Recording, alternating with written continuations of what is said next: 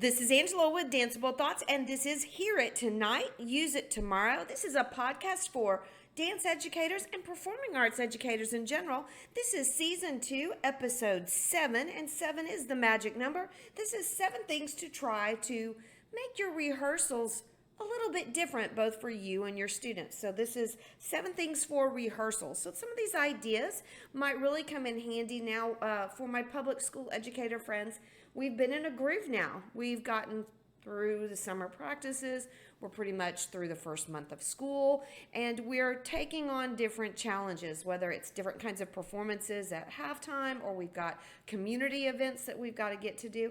So while my language that I speak is mostly in dance, I feel like that these ideas would work for any of my performing arts educators. So I hope you'll take a listen.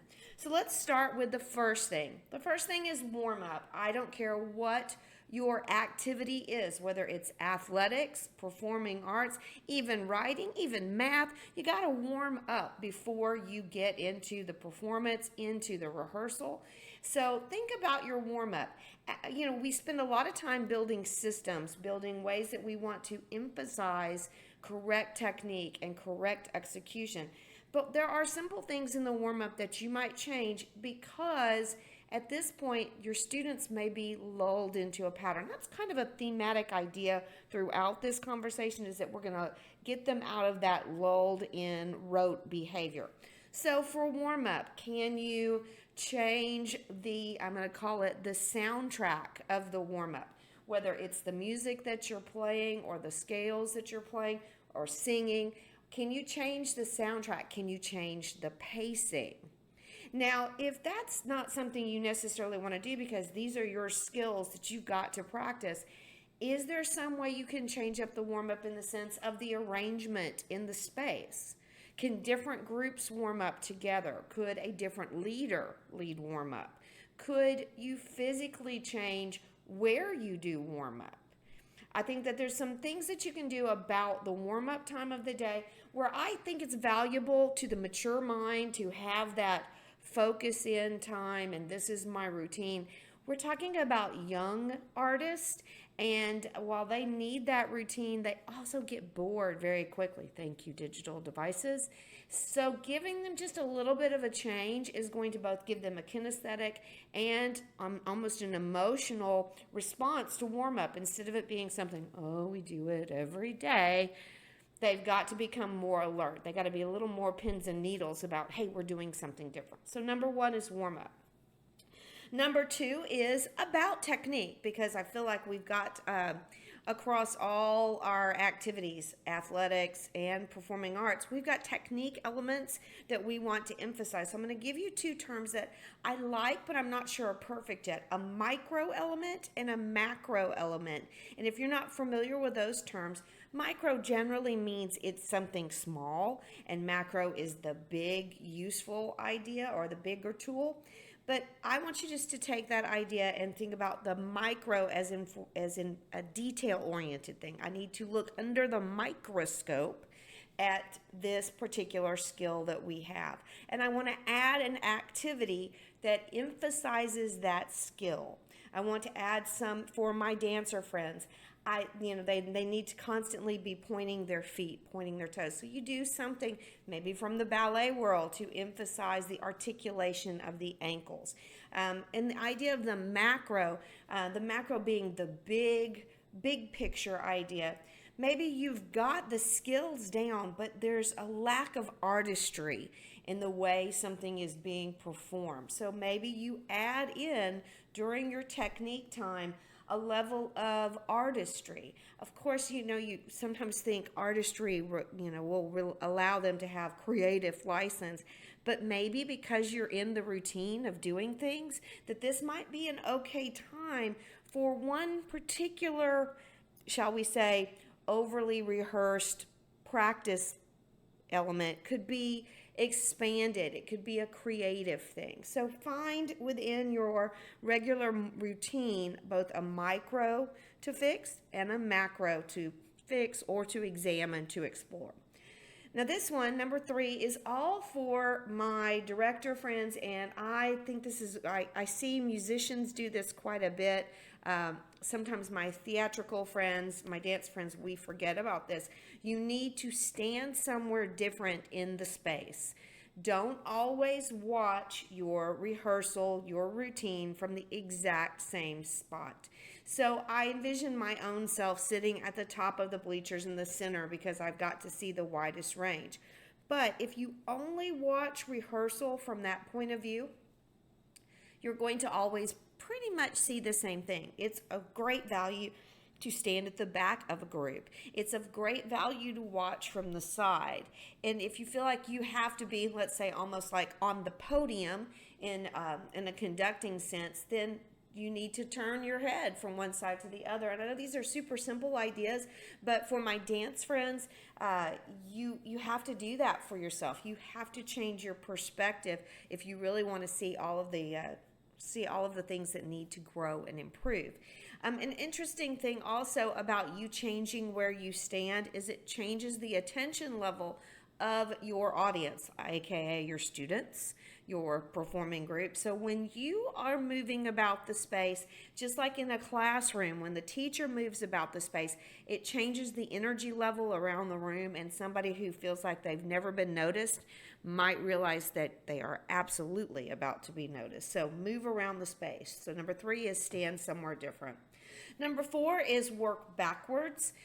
We so very much get into a habit of saying, all right, let's begin at count 1 and work to count infinity. It's great for the brain to scramble it if you don't necessarily, sometimes we can go, oh yeah, we're going to do the ending and make sure it's good.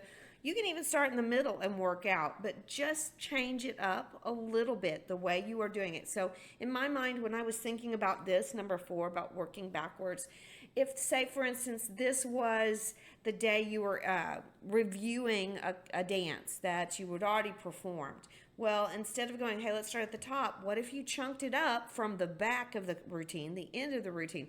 Hey, I'd like to see the ending. I'd like to see it from, the last repeat through the ending pose. Excellent. Now let's go back. Let's do that middle section.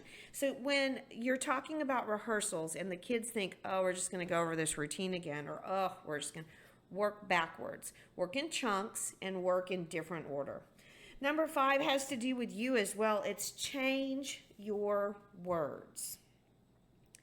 So what do I mean by change your words? Well, again, we have verbal habits that we use when we're teaching.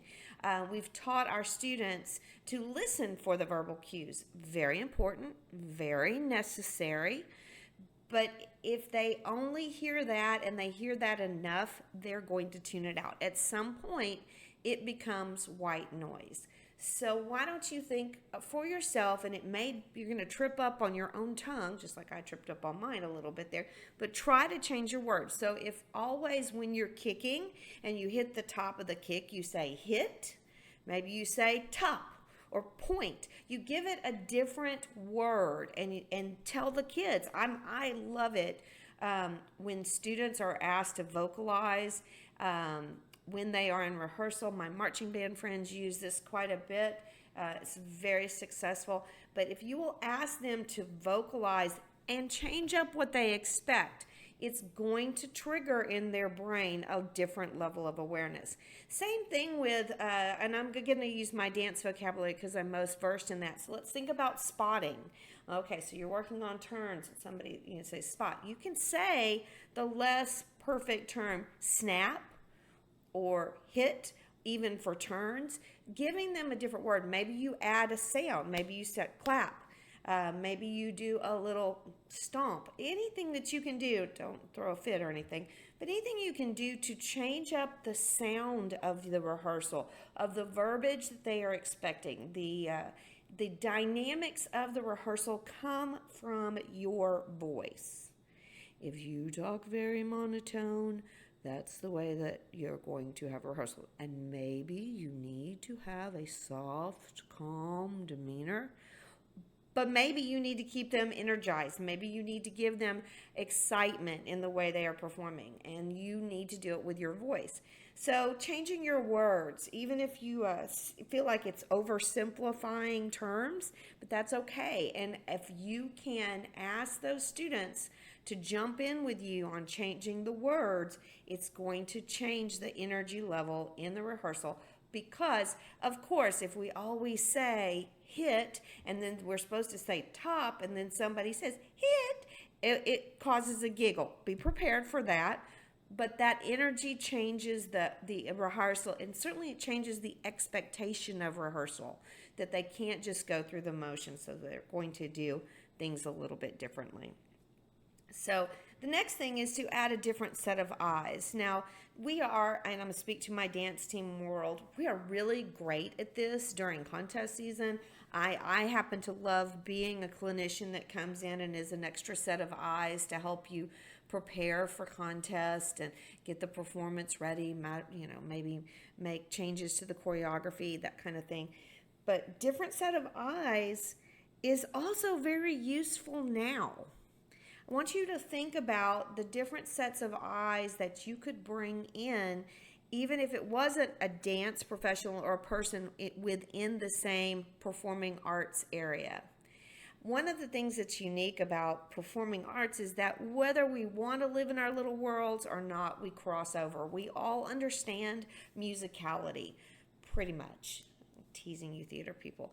But our theater people, you've got the drama down. And whether we are singing something beautiful or dancing something, we want expression. I know that a lot of my friends cross over and ask their theater teachers to come in and ask and help them learn help their students learn to be more expressive. It's a very, very good crossover. So the different set of eyes, of course, there are lots of people out here like me that would love to come and watch a rehearsal and help you, but you also have friends within your own building that probably could come to a rehearsal and say, hey, I think they look great on this, but what if they, lifted their chin? And their comments might be out of the realm of your dance vocabulary or your given genre vocabulary, but they might spark an idea in you that changes your rehearsal.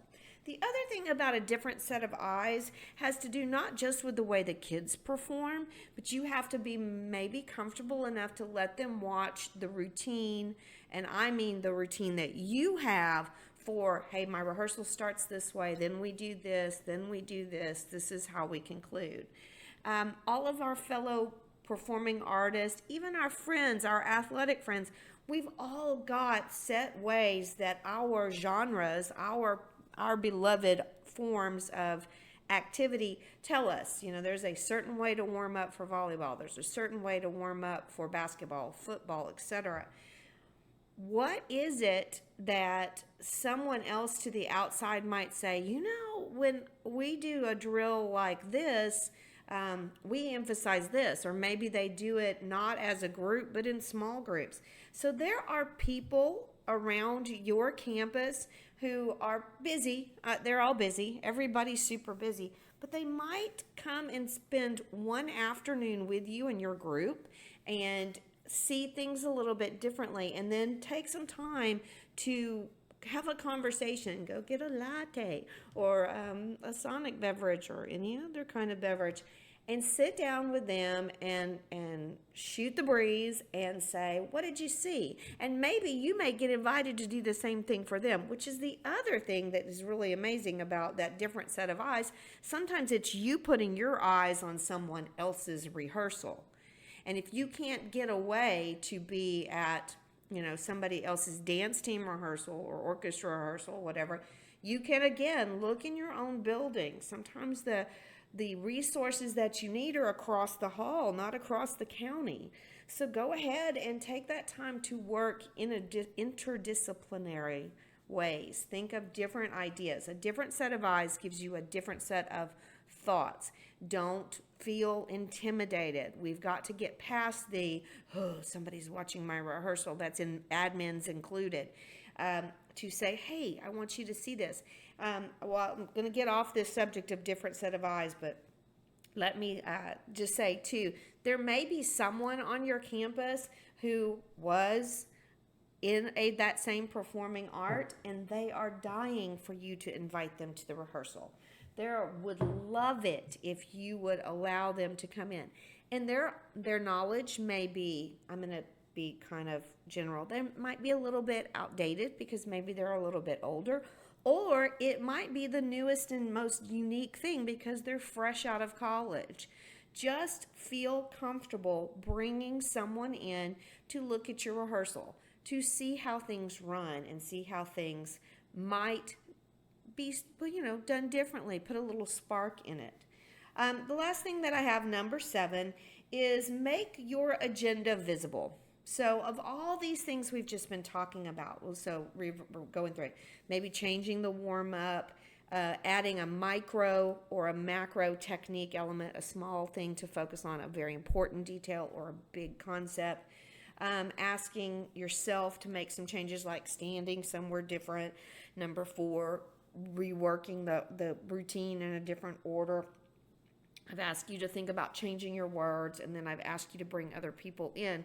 Whatever you're doing to change things up in your rehearsal, here's a great idea that I think is extremely powerful. It's make your agenda visible. I think visible to your students. Make it, I know you're thinking, wow, you want me to write my objectives on the board, Angela? How very admin 1990s are you? No, I want your students to say, oh, we're working on this. There's the power in seeing, oh, there's a list and we're checking it off. We all love that pretty much. Making your agenda visible also helps remind you if you're falling back into your same habits, the things that you do all the time. A glance, whether it's at your clipboard or up on the wall, some people like to write things on the mirror with the markers. You'll see for yourself and your group, whichever group is rehearsing, is going to see, hey, we're doing things differently today or this week. In fact, that's the last thought, was that, whatever your agenda is, if you just do this one day, it's not going to be very beneficial. Now, if you try to do all 6 or 7 of these things in one day or all in one week, it's going to be overwhelming and you're going to lose the magic of making these subtle changes. So I would not say do all 7 of these things, but try 1 or 2 of them and maybe use it for several days. I understand that not everything is going to work for everybody or every situation, but something on this list is going to make rehearsal and practice time a little more interesting for you, and it's certainly going to make it more interesting for your students. So I think that you should give these ideas a try for sparking the rehearsal. So concluding thoughts, we've gotten to, like I said, the end of September. We are moving into October. And for me in my dance class world, my dance education world, I'm doing a big push to teach ballet during October. Some highlights in October. October 23rd is World Ballet Day. Fits nicely. We've got some great ideas that I've been producing in different ways for you through Danceable Thoughts. So visit danceablethoughts.com. Visit Teachers Pay Teachers. I've even tried Etsy, although it's a little weird because they don't really think of my lesson plans as being handmade. But trust me, they were made by these little hands in this crazy brain. So I hope you'll visit all of these different areas for dance education resources. Even some of the things that we're doing with the dance education classes might be, like I said, in number 2, the macro or the micro ideas about changing the elements in your rehearsal. Especially the ballet. If you for my moving and thinking friends, and this is not just my dancers, my athlete friends, my theater friends, even my band friends who do lots of bandography. And then there's, of course, choirography coming up. I'm not sure orchestra's gotten quite into orchestraography yet, but the idea that moving while performing is not solitary. The things that you would get are very informative to your posture, to your presentation. So fun for everybody. So I hope that this kind of crazy ideas will be useful to you. I'd love to get some feedback from you guys, whether it's through emails, Angela at Danceable Thoughts, or comments on the different social media outlets.